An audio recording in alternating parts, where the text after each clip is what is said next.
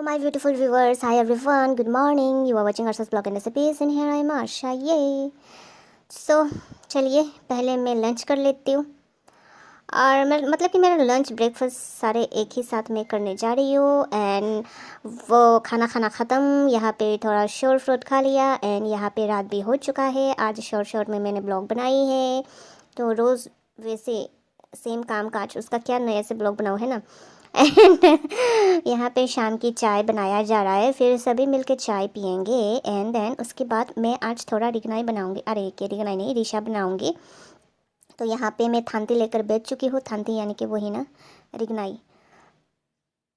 थांती मतलब रिगनाई बनाने से पहले जो चीज़ ऐसा होता है बुनने से पहले उसको थांती बोलते हैं। जब बन के कंप्लीट हो जाता है तब उसको रिगनाइया बोलते हैं, रिशा है ना। या फिर रित्राक। रित्राक यानी कि वो ओढ़ने के काम में भी आते हैं, जब आप सोते हो या बैठते हो चादर के काम में भी आते हैं या फिर बेडशीट के काम में भी आते हैं। बड्डा बड्डा सा वो बनाते हैं ऐसा ना।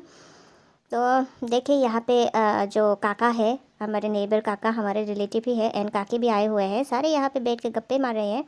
देखिए काकी, हाँ हाँ हाँ हाँ, पान खा के हंसी। काकी बहुत ही स्वीट है एंड क्यूट है काकी बहुत ही।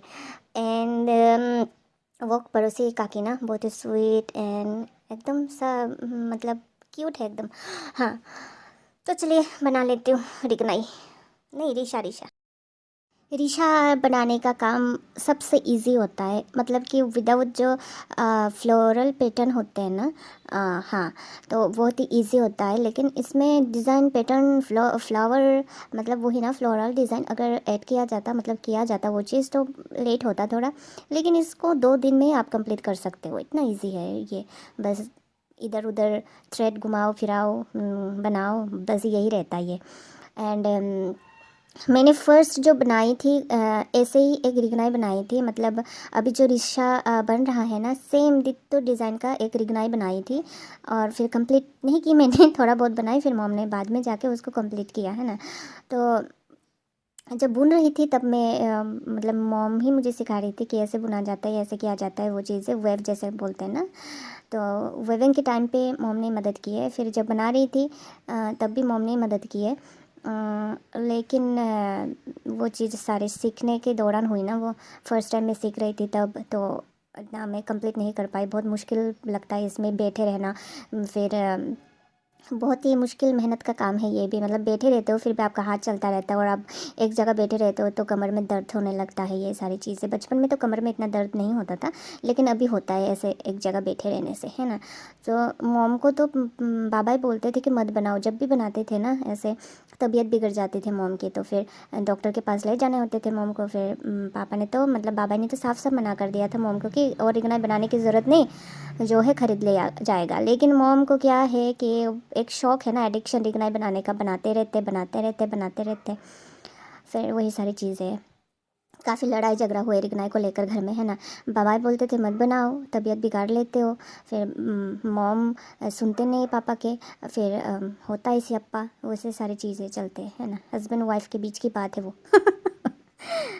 तो चलिए कुछ कुछ सिखा देती हूँ आप लोगों को। अभी जिस चीज़ के सहारे मैं होल बना रही हूँ ये एक्चुअली लोहे का है। वैसे तो परक्यूपाइन का जो कांटे होता है ना उससे ये चीज़ किया जाता है एंड उस चीज़ को हम लोग बोलते हैं छुरी। हाँ, और अभी जो मैं लगा रही हूँ बम्बू का जो 2 साइड में नोकीले नोकीले करके ऐसे सुई जैसे बना लिया जाता है चाकू या फिर दाव की मदद से। तो वो ये जो बम्बू का जो बनाया हुआ है इसको बोलते हैं खांदाई। तो ये लगाना बहुत ही ज़रूरी है, जिससे ये होगा कि जो रिशा हो या रिगनाई हो तेरा वेरा नहीं होगा, मतलब कि ऐसे जिग जग नहीं होगा। मतलब इसका जो बॉर्डर है सही नाप से बन जाएगा ये, है ना। तो रिशा जिस नाप से बनाया जा रहा है उसी नाप से हम लोग को खांदाई भी बनाने हैं और रिगनाई जिस साइज़ में बनाया जा रहा है उसी साइज़ के हिसाब से हम लोग को खांदाई बनाने होते हैं। वही सारी चीज़ें रहता है एंड शिंजी भी यूज़ होता है। वो शिंजी मतलब कि जो फ्लोरल पैटर्न बनाया जाता है, डिज़ाइन बनाया जाता है, उस चीज़ के लिए शिंजी यूज़ होता है। ढेर सारी शिंजी यूज़ होता है, जैसे कि हम लोग बोलते हैं फ्लोरल के जैसे हो 10टा बोकोंग 5टा बोकोंग 6टा बोकोंग मीन्स कितना लगेगा शिंजी या फिर वो सारे स्टिक्स ना, तो उसके हिसाब से, है ना। तो मुझे भी वो फ्लोरल पैटर्न का इतना मतलब नॉलेज नहीं है कि क्योंकि मैंने वो चीज़ सीखी नहीं अभी तक। मैंने बस प्लेन रिगनाई बनाना सीखी है अभी तक एंड वही सारी चीज़ें रहता है ना। और फिर क्या बताऊँ मैं अभी दिमाग में कुछ याद नहीं आ रहा है, जब याद आएगा बता दूँगी। रिगनाई वैसे जो ट्रेडिशनल रिगनाई होता है चामाथे या फिर सादा, वो चीज़ सिर्फ पहनने के लिए ही इस्तेमाल नहीं किया जाता या फिर बनाया नहीं जाता। तो ऐसे भी होता है कि चामाथे या फिर सादा रिगनाई बना के रखा जाता है अलग से एकदम, मतलब कि किसी ने नहीं पहना हो ऐसा। आजकल तो पहना हुआ रिगनाई भी इस्तेमाल कर लेते हैं, किस तरीके से इस्तेमाल कर लेते हैं, कौन सी जगह पे, वो मैं बता रही हूँ चीज़ें। तो ऐसे 7 रिगनाई लिया जाता है, चामाथे हो या फिर सादा, मतलब कि ट्रेडिशनल होना चाहिए।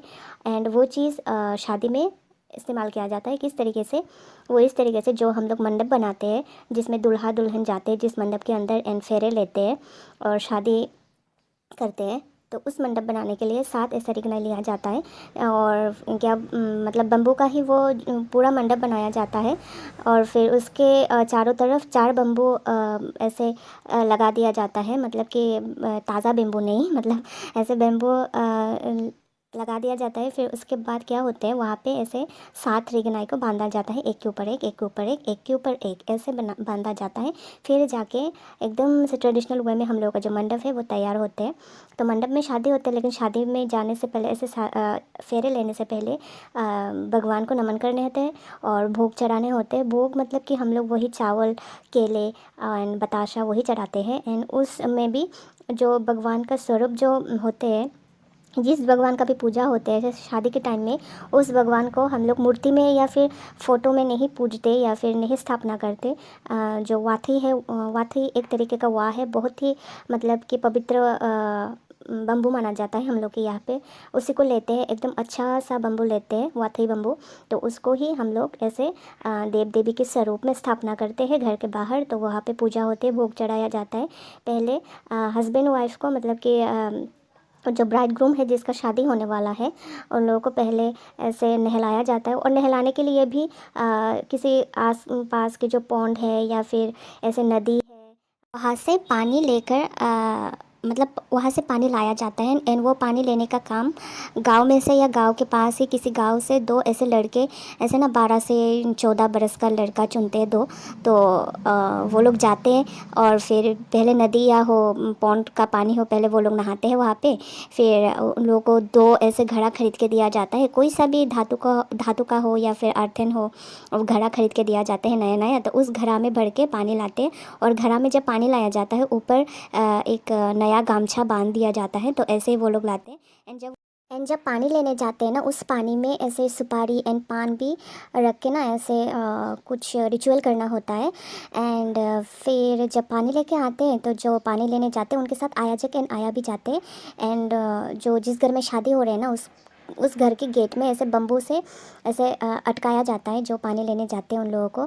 तो जो पानी लेने जाते हैं उन लोगों को डांस करने होते हैं। फिर जब डांस करते करते जब जो अटकाते हैं ना गेट पे बम्बू, उन लोगों को अगर सेटिस्फेक्शन हो जाए, चलिए अभी गेट खोल के दे सकते हैं बोल के, तो फिर तभी जाके गेट का जो बम्बू है वो हटा लिया जाता है।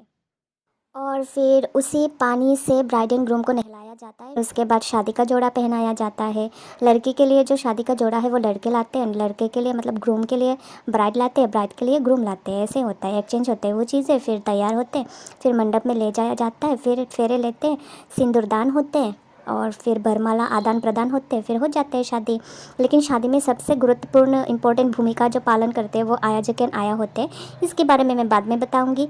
आयोजक आया मीन्स लड़के की तरफ से ऐसे 2 पेयर, या लड़के की तरफ मतलब ब्राइड की तरफ से 2 पेयर, या फिर ग्रूम की तरफ से 2 पेयर, या फिर ब्राइड की तरफ से 1 पेयर, या फिर ग्रूम की तरफ से 1 पेयर, ऐसे टोटल 2 पेयर होते हैं आयोजक आया।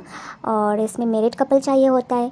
एंड वो मैरिड कपल हस्बैंड वाइफ हो या फिर ना हो चलेगा, लेकिन मैरिड कपल होना चाहिए। तो उन लोगों का भूमिका भी बहुत ज़्यादा है, वो लोग पानी लेते टाइम भी जाते हैं और फिर पूरा शादी वो लोग ही करवाते हैं।